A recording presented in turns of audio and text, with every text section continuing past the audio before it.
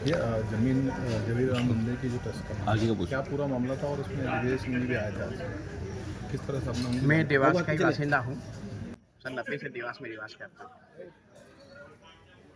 इस नाते से देवास के कुछ लोगों ने मुझे जानकारी दी कि देवास का जो विकास है तो हर तरफ से ठप है। चाहे इंडस्ट्रियलाइजेशन हम देखें, एक जमाने में देवास बहुत बड़ा इंडस्ट्रियल क्षेत्र था। आज भी जो देवास शिक्षा के क्षेत्र में मेरे ख्याल से मध्य प्रदेश के सबसे ज्यादा पिछड़े जिलों में। यहाँ ना इंजीनियरिंग है, ना मेडिकल है, ना व्यावसायिक पाठ्यक्रम संचालित करने वाले महाविद्यालय है। तो ऐसे दृष्टिकोण में यहाँ के लोगों के लिए सोचना चाहिए। तो हमने जब बात की कुछ लोगों से तो उन्होंने कहा हमको जमीन चाहिए, सरकारी जमीन चाहिए। सरकारी जमीन कहाँ मिल सकती है? खोजबीन करी, देवास में कोई सरकारी जमीन नहीं। यहाँ पे ग्रिड जो है वो राजौदा में बनाना पड़ा।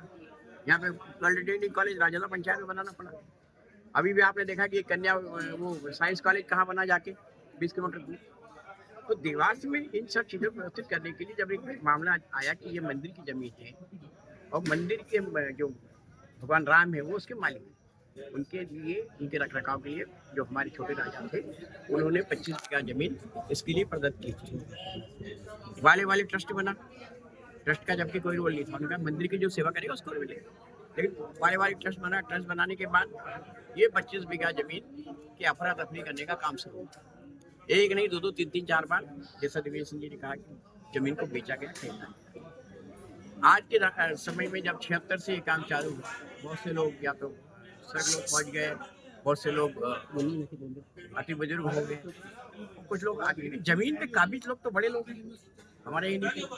जब बड़े लोग काबिज हैं तो या तो उनसे जमीन खाली करवाई जाए, और अगर वो जमीन खाली नहीं करते तो उनसे उतनी पेनल्टी के रूप में जो वर्तमान बाजार दर पे है वो पैसा वसूल किया जाए, और लोकहित में जो पैसा जमा है राम जी के नाम से ही मेडिकल और इंजीनियरिंग कॉलेज खोल दिया जाए। आपने कहा शहर के मध्य में जो 25 बीघा जमीन है और जो अन्य कार्यालय हैं वो शहर के बाहर नहीं होते हैं। ऐसे में आप लंबे समय तक बीजेपी में रहे और अब कांग्रेस में हैं। पिछले 5 महीने से आप इसके लिए संघर्ष कर रहे हैं। आज दिग्विजय सिंह जी भी आए।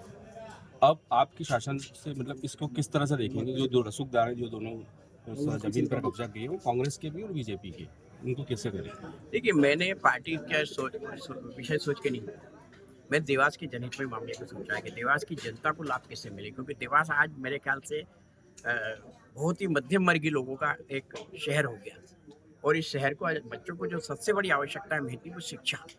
तो शिक्षा के लिए हम कैसे प्रयास कर सकते हैं, उसके लिए अगर ये पैसा मिलता है या जमीन मिलती है तो देवास के शिक्षा के क्षेत्र को सुधारने के लिए बहुत बड़ी व्यवस्था बन जाए। भैया आपने कहा 5 महीने से वही मामला चल रहा है, कौन लोग होंगे?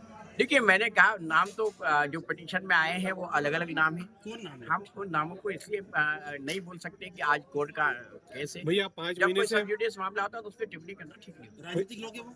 राजनीतिक है, उद्योगपति है, व्यावसायिक है और भूमाफिया, किन पार्टी के?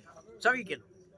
भैया 5 महीने से प्रयास रहते हैं, इसमें आगे का क्या रहेगा आपका? नहीं, मैंने कहा जैसा कलेक्टर साहब ने कहा कि हम ऑडिट करवाएंगे इसका 76 से लेकर अभी तक का।